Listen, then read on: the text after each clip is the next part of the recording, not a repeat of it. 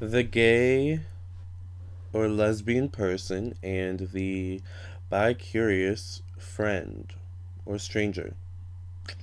I'm sure this is not a phenomenon that is unfamiliar to you. I had a client today. Uh, by the way, I'm a tarot reader, so if you would like your own personal, private, confidential psychic tarot reading, please contact me at lamartownsendtarot.com or your own birth chart reading, okay? If you have any questions, check out the FAQ section and the personal ethics section. Subscribe to my YouTube channel. Follow me on Instagram at Lamar Townsend. Like me on Facebook, facebook.com/Lamar Townsend Official. And hit the notification button, okay? I had a client today who shall remain nameless, of course, because my readings are confidential, but she's a lesbian. And she had a friend who is straight, quote unquote, um, straight acting, we'll say, uh, you know, dates the opposite sex, to define it, but has gay tendencies, you know, and it was really weird for my client because my client was starting to develop feelings for this person, right? But it was hard for my client to define the lines, between what was real and what was fake, what was going on in their head and what was going on in the other person's head, but what was reality. And it's often, difficult for when it comes to these types of relationships, because the lines are blurred and confusion is meant to keep the power, in the other person's hands, right? But hopefully this video will kind of break it down in such a way that it makes it more understandable for us all, as gay men and gay women and lesbian women, all right, so when you have a bi-curious friend, or you have a friend who's straight or straight acting but shows tendencies of being gay or possibly being gay or being interested even in you, because this happens to me all the time. I, for some reason, attract straight guys who turn out to be bi-curious or closet, you know, gay men. Anyways, um, when you have these types of situations, it's often important to kind of define the lines, especially if you're dealing with someone who's already partnered, because sometimes people who are already partnered will kind of, you know, flirt with gay people. I don't know why, because they think the gay person is an outlier, and it's important for us to kind of stick our stance in that and our claim and say that I'm not an outlier, I'm a human being, and I deserve, attentive, love and respect, full of emotional availability, you know, um, emotional reciprocation, and things of that nature, love, unconditional love, and things of that nature, just like any other, human being, straight, gay, black, white, male, female, right? Um, so it's important for us to understand what's going on in the mind sometimes of, these bi-curious or straight acting, people who show clues that they may be gay or maybe bisexual, or just maybe attracted to you, because sexuality is, it's an interesting subject, right? um Oftentimes, these people have suppressed uh gay feelings. They have a suppressed gay inside of them, so to speak. They have suppressed gay feelings that they have not dealt with, or that they have not explored, because sometimes, you know people will explore, that side of themselves and find out, this isn't me, right?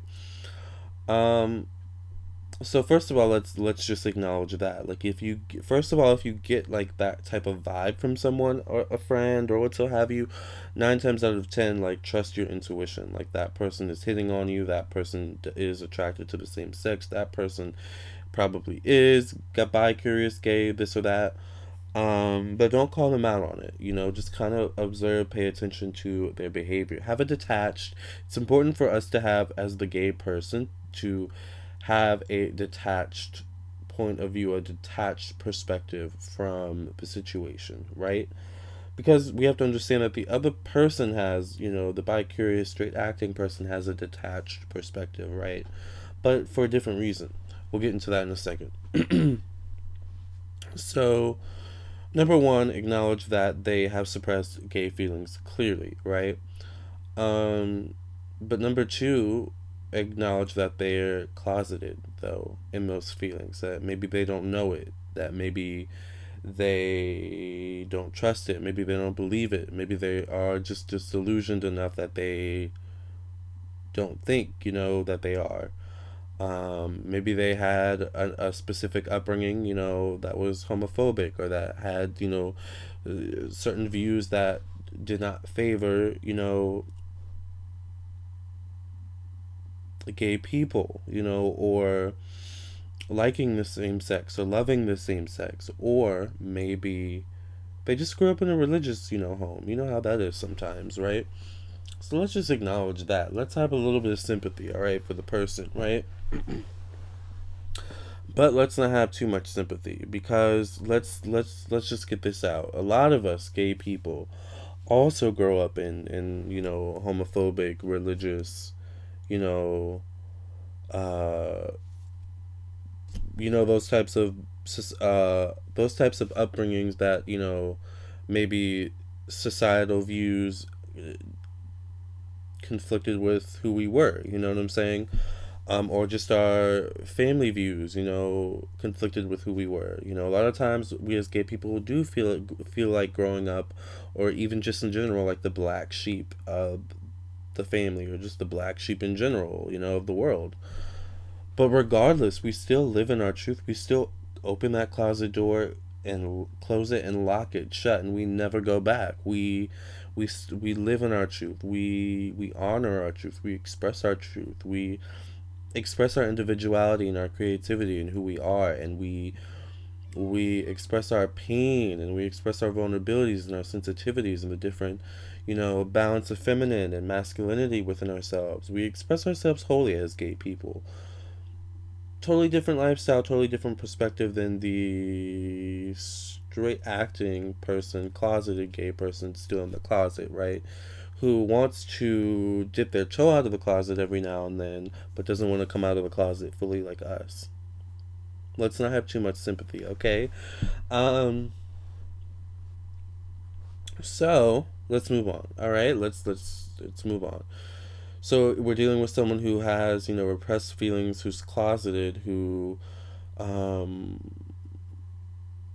has a habit, has an addiction to opening the door of the closet, peeping out when they think no one's looking, and dipping their toe out every now and then, whether that's flirting, with a gay person, with us, maybe hooking up with, the gay person, or what so have you, whatever happens, right?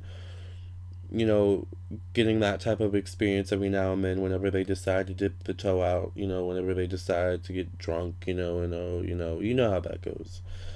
But then ultimately, a lot of times they'll go back in the closet and close the door. You know what I'm saying? Whether that they start dating the opposite sex again, or they just emotionally shut themselves off from the gay person and from that, that life, right?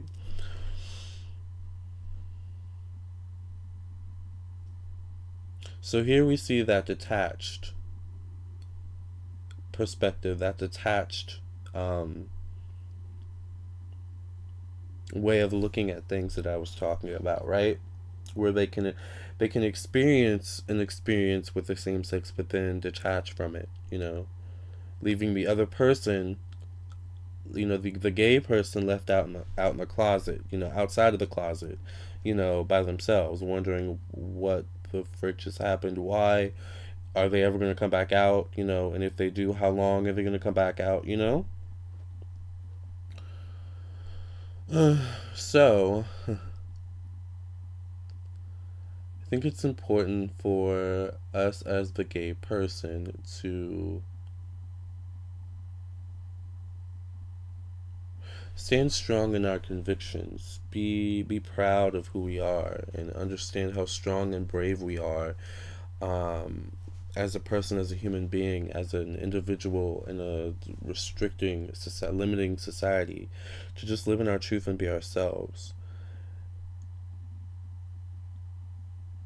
And to look at it from that perspective, and to kind of look at yourself and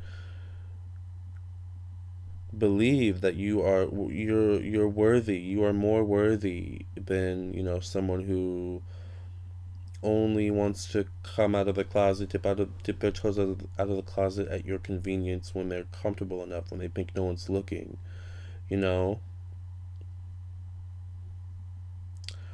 So it's important for a gay person to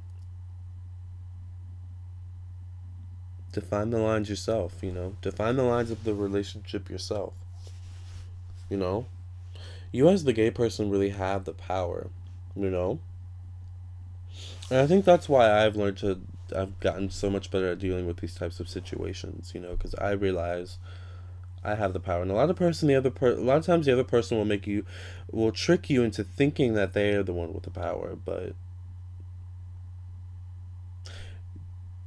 they only have the power if you give it to them, you know. They only have the power if you don't know how powerful you already are, right? So they think staying in the closet is powerful, but it's not. It's limiting. I'm sure it's cramped in that closet. When's the last time that closet's been updated with some new wardrobe? Like, how, you know, what about the cobwebs? Like, you know, are you serious? Like, come on, you know. There's a whole world outside of that closet. Like, you know, I'm gonna go live it, you know, and you can stay in there if you want, you know. That's how I view it, you know. So I hope this video gave you some clarity and insight. I hope it kind of broke it down a little bit for you. At least this is how I view it. But you guys know that I view everything from a very deep analytical perspective. So if you would like a personal, private, confidential psychic tarot reading from me or a birth chart reading, please contact me at lamartownsendtarot.com or email me at lamar.townsend@gmail.com. Also, please subscribe to my YouTube channel and hit the notification button. Like me on Facebook and follow me on Instagram, facebook.com/Lamar Townsend official, Instagram at Lamar Townsend, okay? I can't wait to hear from you. I'll see you in the next video, okay? Thank you.